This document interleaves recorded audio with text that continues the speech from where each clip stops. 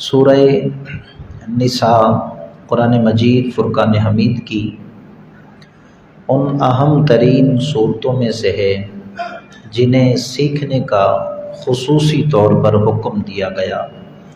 سورہ بقرہ ہو، سورہ نساء ہو، سورہ نور ہو، سورہ مائدہ ہو، یہ وہ عظیم صورتیں ہیں جس میں فرض علوم کا ذکر ہے، جیسا کہ آپ نے سورہ بقرہ کے حوالے سے بھی سماعت کیا۔ تو نساء کا معنی ہوتا ہے عورتیں۔ اس سورہ مبارکہ میں عورتوں سے متعلق اور خانہ داری کے حوالے سے تفصیلاً ذکر کیا گیا، اس لیے اس سورہ مبارکہ کو سورہ نساء کا نام دیا گیا۔ اور یہ سورہ مبارکہ مدینہ پاک میں نازل ہوئی۔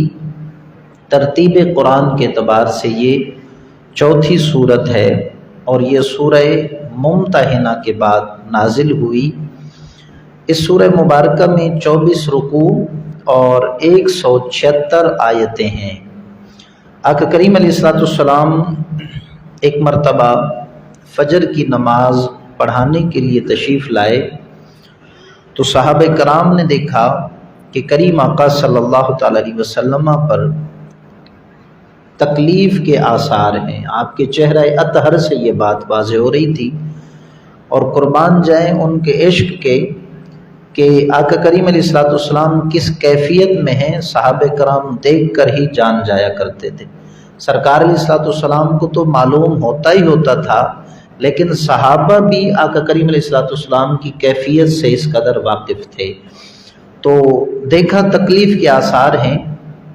آقا کریم علیہ السلام سے پوچھا گیا، یا رسول اللہ تکلیف کے آثار ہم دیکھ رہے ہیں آپ کے جسم اطہر پر۔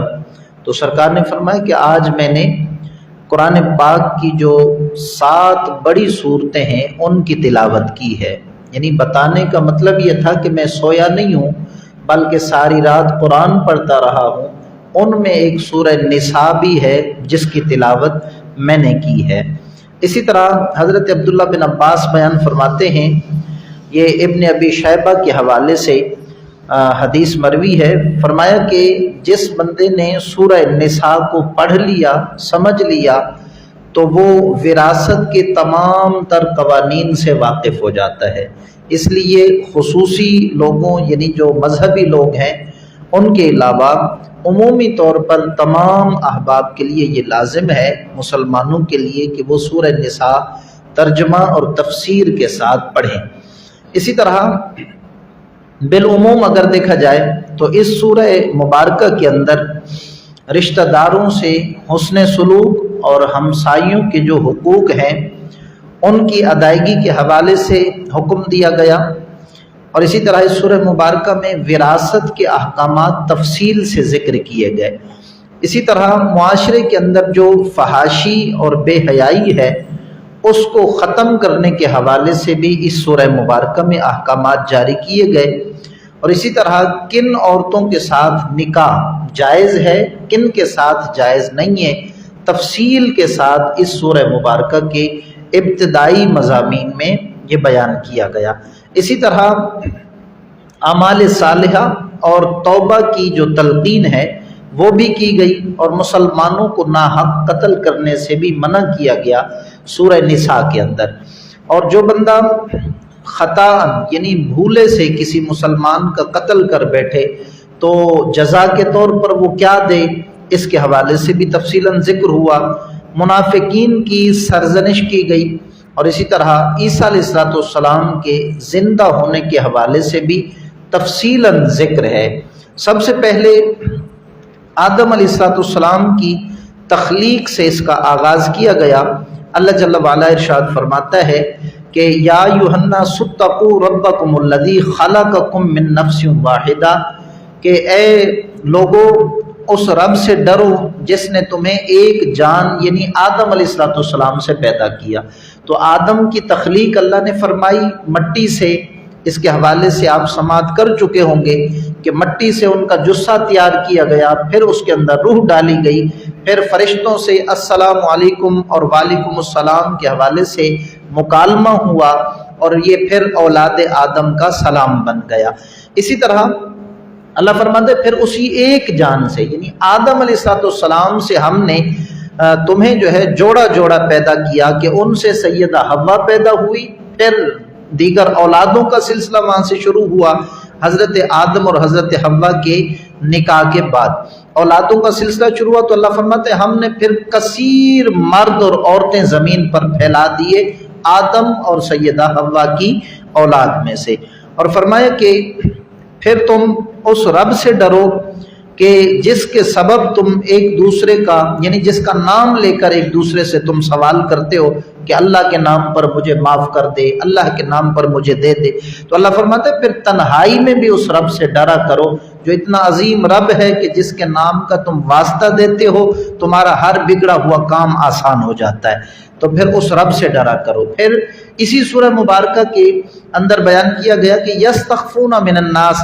ولا یستخفون من اللہ، فرمایا کہ لوگ کتنے جو ہے احمق ہیں کہ وہ لوگوں سے تو چھپنے کی کوشش کرتے ہیں لیکن اللہ رب العالمین کی ذات سے وہ نہیں چھپ سکتے، پھر بھی وہ یہ سمجھتے ہیں کہ شاید ہمیں کوئی نہیں دیکھ رہا، یعنی تنہائی میں جب لوگ جو ہے گناہ کرتے ہیں سوچ یہ ہوتی ہے کہ ہمیں کوئی نہیں دیکھ رہا، حالانکہ اللہ رب العالمین کی ذات انہیں وہاں بھی دیکھ رہی ہوتی ہے۔ ان اللہ علیم بذات الصدور، نہ صرف اللہ ظاہری معاملات دیکھتا ہے بلکہ فرمایا تمہارے سینے میں جو خیال گزرتا ہے رب العالمین اس کو بھی جانتا ہے۔ یقین کریں کہ ولایت کا پہلا درجہ بندے کو حاصل ہو جاتا ہے اگر ہر وقت یہ خیال دل و دماغ پر چھا جائے کہ ہمارا رب ہمیں دیکھ رہا ہے، تو بندہ پھر برائیوں سے بچ سکتا ہے۔ اسی طرح حضرت ابراہیم بن ادھم کے حوالے سے بھی آتا ہے کہ انہوں نے دیکھا ایک شخص جو ہے محل کی چھت پہ اونٹ تلاش کر رہا ہے، تو ابراہیم بن ادھم کو معلوم ہوا، پکڑ کر لایا گیا اس شخص کو ابراہیم بن ادھم کے سامنے۔ اس وقت کے جب ابراہیم بن ادھم جو ہے تلاش خداوندی میں مصروف تھے، یعنی اللہ کو پانا چاہتے تھے، معرفت خداوندی حاصل کرنا چاہتے تھے، لیکن بہت بڑے محل میں رہتے تھے، مالدار تھے، تو اس شخص کو پکڑ کر لایا گیا۔ تو آپ نے پوچھا کہ آپ کیا کر رہے تھے یہاں؟ کہنے لگا میں اونٹ تلاش کر رہا تھا۔ تو آپ نے فرمایا بڑے احمق آدمی ہو، تمہارا اونٹ گم ہوا ہے، جنگلات میں تلاش کرو، صحراؤں میں تلاش کرو، پہاڑوں میں تلاش کرو، محل کی چھت پر اونٹ کیسے آ سکتا ہے؟ تو وہ کہنے لگا ابراہیم بن ادھم تم بھی اگر رب کو تلاش کرنا چاہتے ہو نا پھر جنگلوں کی طرف نکل جاؤ، تنہائیوں کی طرف نکل جاؤ، لوگوں کو چھوڑو، محلات کو چھوڑو، تمہیں تمہارا رب مل جائے گا۔ تو اللہ رب العالمین ہر کیفیت و حالت سے واقف ہوتا ہے۔ اسی طرح سورہ نساء کے اندر نکاح کے حوالے سے خصوصی ترغیب دی گئی کہ مسلمانوں میں امام الانبیاء علیہ السلام سے ہٹ کر جتنے بھی مسلمان ہیں ان کو 4 نکاح کرنے کی ایک وقت میں اجازت ہوتی ہے، یعنی ایک وقت میں ایک مسلمان 4 بیویاں رکھ سکتا ہے۔ تو ہر بندے کا یہ ذہن ہوتا ہے کہ جی مجھے تو ایک سے زیادہ کی اجازت ہے، لیکن کچھ شرائط ہیں اس کے ساتھ۔ اللہ رب العالمین فرماتا ہے کہ اگر تم اللہ تعدلوا فواحدہ، اگر عدل و انصاف نہیں کر سکتے ایک سے زیادہ بیویوں کے درمیان تو پھر تمہارے لیے ایک کافی ہے۔ ہاں اگر عدل و انصاف کا تقاضا پورا کر سکتے ہو، نان نفقہ، خرچہ، رہائش وغیرہ اور وقت دونوں کو برابر دے سکتے ہو تب تو ایک سے زیادہ کر سکتے ہو، مثنا و ثلاثہ و رباع، فرمایا 2 بھی کر سکتے ہو، 3 بھی کر سکتے ہو، 4 بھی کر سکتے ہو۔ اور شیعہ کہتے ہیں کہ یہاں 4 پر رک گئے لیکن اس کا مفہوم بڑا وسیع ہے۔ اللہ فرماتا ہے 2 4 6 8 10 وہ یہ مطلب اس کا لیتے ہیں، حالانکہ حدیثوں سے واضح ہے کہ مسلمان صرف 4 شادیاں ایک وقت میں اس طرح کر سکتا ہے کہ سب کے درمیان جو ہے انصاف کے تقاضے کو پورا کرے۔ پھر اللہ رب العالمین نے وراثت کا تفصیلی ذکر کیا کہ شروع جو ہے زمانہ جاہلیت میں یہ ہوتا تھا، شروع اسلام میں بھی جب وراثت کی آیتیں نازل نہیں ہوئی تھی تو لوگ جو ہے عورتوں کو وراثت سے محروم کر دیتے تھے، تو اللہ رب العالمین نے واضح طور پر ارشاد فرمایا लिर्रिजालि नसीबुम मिम्मा तरकल वालिदानी वल अक़रबून वलिन्निसाइ नसीबुम मिम्मा तरकल वालिदानी वल अक़रबून। फरमाया कि ए मुसलमानों सुनो, जिस तरह मर्द जो है तरके का वारिस बनता है उसी तरह औरतें भी वारिस बनती हैं। कि एक औरत है बारगाह मुस्तफ़ा में हाजिर होती है अपनी 2 यतीम बच्चियों को लेकर, अर्ज करती है या रसूल अल्लाह मेरे सर के ताज जो मेरे शौहर थे वो दुनिया से इंतकाल कर गए, उनका जितना भी माल था मेरे शौहर के भाइयों ने कब्जा कर लिया, मैं और मेरी 2 बच्चियां हम मुफलसी की जिंदगी गुजार रही हैं, हमारा पुरसाने हाल कोई नहीं, गुर्बत के मारे दर मुस्तफ़ा पर आए हैं। तो सरकार ने मुश्किल कुशाई फरमाई, क्यों रज़ा मुश्किल से डरिए जब नबी मुश्किल कुशा हो। तो ये हुजूर की शान थी, कोई मसला पूछता सरकार से तो जवाब अल्लाह की ज़ात इरशाद फरमाती थी। तो हुजूर अलैहिस्सलाम पर उस वक़्त ये विरासत की आयतें नाजिल हुई, महबूब ने पढ़ के सुना दें और उन लोगों को बुलाएं और अल्लाह की आयतें पढ़ के सुनाएं कि जिस तरह मर्द वारिस बनते हैं उस तरह औरतें भी विरासत की हकदार है।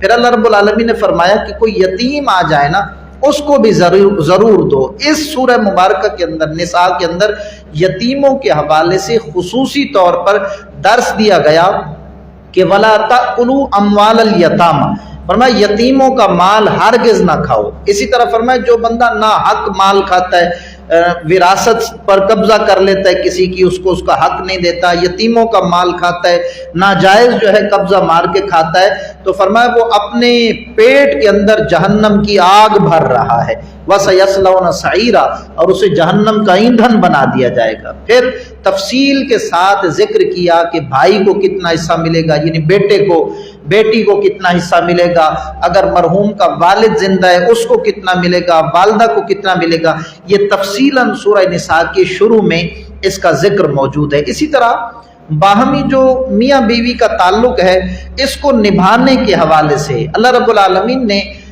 इंतहाई खूबसूरत सबक इरशाद फरमाया, फरमाया आशिरूहुन्ना बिल मारूफ, ए वो लोगों जो शादियां कर चुके हो, जिनके मातहत निकाह की सूरत में औरतें मौजूद हैं, अल्लाह फरमाते हैं इनके साथ हुस्न सुलूक से पेश आया करो।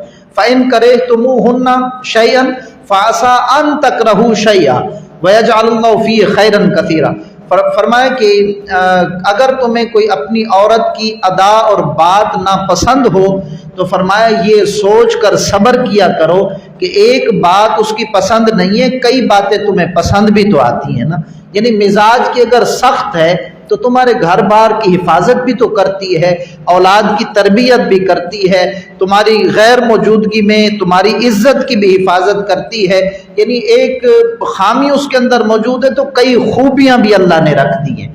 इन बातों पर गौर करके अल्लाह फरमाता है उनके साथ अच्छाई के साथ पेश आया करो। फिर हदीस मुस्तफ़ा हमारी रहनुमाई फरमाती है सल्लल्लाहु अलैहि वसल्लम, मेरे करीम आका ने फरमाया औरत जो है टेढ़ी पसली की पैदावार है, फरमाया अगर इसको तुम सीधा करने की कोशिश करोगे तो ये टूट जाएगी। फरमाया टूटने से मुराद तलाक है, बल्कि इसके टेढ़ेपन के साथ तुम्हें गुजारा करना पड़ेगा। फिर वही कुरान की आयत समझ में आती है कि अगर एक जगह औरत टेढ़ापन दिखाती है तो फिर कई जगह जो है मोहब्बत भी देती है शौहर को। इस तरह जो है उमूर खानादारी बेहतर तरीके से चलते हैं। फिर वो औरतें जिनके साथ निकाह जो है हराम है वो भी सूरह निसा के अंदर तफसीली जिक्र हुआ। फिर इसी तरह औरतों को मारने का भी हुक्म है, कब? जब आखिरी दर्जा आ जाए, यानी जबान से भी समझाया, रिश्तेदारों को भी बुलाया, उन्होंने भी समझाया, अच्छा बिस्तर भी अलग कर दिया। कुरान पाक में आया कि बात ना माने तो बिस्तर अलग कर दें, लेकिन किसी भी हवाले से नहीं मान रही तो फिर फरमाया वदरिबूहुन्ना, औरतों को मार भी सकते हो अदब सिखाने के लिए, तमीज सिखाने के लिए। लेकिन फिर हदीसें इस हवाले से रहनुमाई फरमाती हैं और उलमा फरमाते हैं कि इतना ना मारा जाए कि औरत की हड्डी टूट जाए या उसके हुस्न जमाल में कमी आ जाए, यानी चेहरे पर मारा निशान पड़ गया या फिर हड्डी तोड़ दी, उसको माजूर और मोहताज बना दिया, इतना ना मारे, बल्कि हल्का सा मारने के बावजूद भी अगर वो राह रास्त पर नहीं आती तो फिर तलाक की सूरत बनती है जाकर, वो भी उस वक्त के जब मजहबी हवाले से जो है عورت راہ راست پر نہ آ رہی ہو، یعنی شوہر کہتا ہے پردہ کرو نہیں کرتی، شوہر کہتا ہے نماز پڑھو نہیں پڑھتی، شوہر کہتا ہے دین اسلام کی پابندی کیا کرو احکام شرع کی نہیں کرتی، تو طلاق دینے کی اگر یہ وجہ ہے تو پھر اللہ کو بھی محبوب ہے، رسول اللہ کو بھی محبوب ہے۔ ورنہ اگر ذاتیات کو سامنے رکھ کے طلاق دی تو پھر فرمایا طلاق اگرچہ جائز کام ہے، حلال کام ہے، لیکن حلال کاموں میں سے سب سے زیادہ جو اللہ کو ناپسندیدہ کام ہے وہ بیوی کو طلاق دینا ہے، الامان والحفیظ۔ اسی طرح وہ آیت مقدسہ جس کو سن کر مصطفیٰ جان رحمت کی آنکھوں سے آنسو آ گئے تھے، یعنی مقام مصطفیٰ جس میں بیان کیا گیا اور مقام کی بلندی کو بیان کیا گیا۔ فَكَيْفَ إِذَا جِئْنَا مِن كُلِّ أُمَّةٍ بِشَهِيدٍ وَجِئْنَا بِكَ عَلَىٰ هَٰؤُلَاءِ شَهِيدًا۔ سرکار علیہ السلام فرماتے ہیں عبداللہ بن مسعود کو کہ مجھے آج قرآن کی تلاوت سناؤ۔ انہوں نے سورہ نساء پڑھنا شروع کر دی۔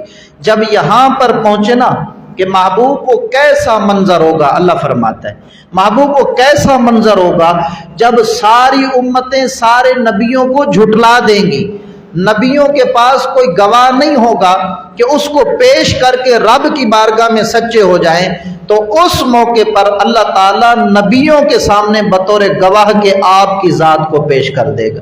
یعنی اس وقت سارے نبی بھی جناب آقا کریم علیہ السلام کی طرف دیکھ رہے ہوں گے، ساری امتیں بھی جمال مصطفیٰ کو تک رہی ہوں گی۔ یہ کمال اور یہ بلندی یہ مرتبہ کی حد ہے جو اللہ رب العالمین نے بیان فرمایا۔ تو سرکار علیہ السلام یہ سن کر نا رونے لگ گئے، آپ کی چشمان مبارکہ سے آنسو آئے۔ پھر مقام مصطفیٰ غلاموں کے لیے جو ہے ایک آسانی اس میں حضور علیہ السلام کی بارگاہ میں حاضری کے حوالے سے یہ بھی حضور علیہ السلام کے مقام پر آیت مبارکہ دلالت کرتی ہے۔ اللہ فرماتے ہیں وَلَوْ أَنَّهُمْ إِذْ ظَلَمُوا أَنفُسَهُمْ جَاءُوكَ فَاسْتَغْفَرُوا اللَّهَ وَاسْتَغْفَرَ لَهُمُ الرَّسُولُ لَوَجَدُوا اللَّهَ تَوَّابًا رَحِيمًا۔ فرمایا کہ اے محبوب اگر یہ لوگ اپنی جانوں پر ظلم کر بیٹھیں تو فرمایا ان کو چاہیے کہ یہ در مصطفیٰ پر حاضر ہو جائیں، یعنی جب یہ اپنی زندگی سے بھی تنگ آ جائیں، اتنے گناہ ان سے سرزد ہو جائے، چین سکون تباہ ہو جائے، تو پھر سارے کام چھوڑ کر جاؤ کا محبوب آپ کے پاس آ جائیں۔ تو جب حضور کی بارگاہ میں آ جائیں گے تو ہوگا کیا؟ اللہ فرماتا ہے کہ پھر یہ توبہ کریں اور میرا محبوب بھی کہہ دے کہ مالک ان کو بخش دے، لَوَجَدُ اللَّهَ تَوَّابًا رَحِيمًا، تو پھر انہیں خدا کی ذات مل جائے گی۔ علماء فرماتے ہیں جو مکہ جاتا ہے اسے حج ملتا ہے، جو در مصطفیٰ پر مدینہ آتا ہے اسے توبہ قبول کرتا ہوا رب مل جایا کرتا ہے۔ تو یہ عظمت مصطفیٰ۔ پھر اللہ فرماتے ہیں فَلَا وَرَبِّكَ لَا يُؤْمِنُونَ حَتَّى يُحَكِّمُوكَ فِي مَا شَجَرَ بَيْنَهُمْ۔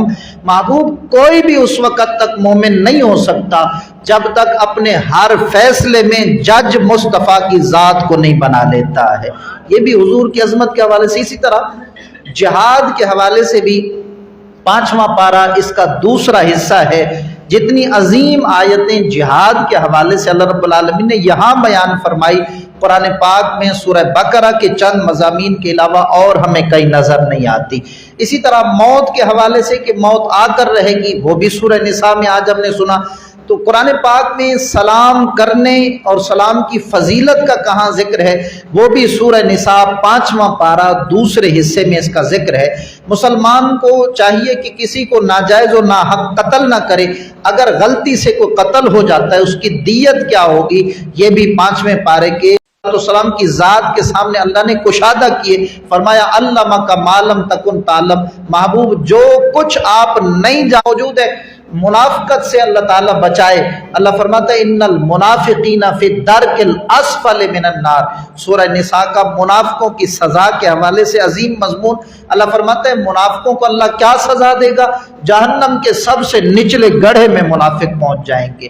اور اسی طرح پھر شکر کے حوالے سے ایمان روح تازہ ہو جاتی ہے بندے کی۔ اللہ فرماتے ہیں ما یفعل اللہ بعذابکم ان شکرتم وآمنتم وکان اللہ شاکرا علیما۔ مومنو اگر تم شکر گزار بندے بن جاؤ تو ذرا یہ تو بتاؤ پھر اللہ نے تمہیں عذاب دے کر کیا کرنا ہے، اللہ تو تمہارے لیے مغفرت کے دروازے کھول دے گا۔ یعنی شرط اتنی ہے کہ ہم اللہ کی بارگاہ میں شکر ادا کریں۔ پھر ایک اور فضیلت فرمایا ان شکرتم وآمنتم، فرمایا ان شکرتم لازیدنکم، اگر تم اللہ کا شکر ادا کرتے ہو اللہ تمہیں اور زیادہ اپنی نعمتیں عطا فرما دے گا۔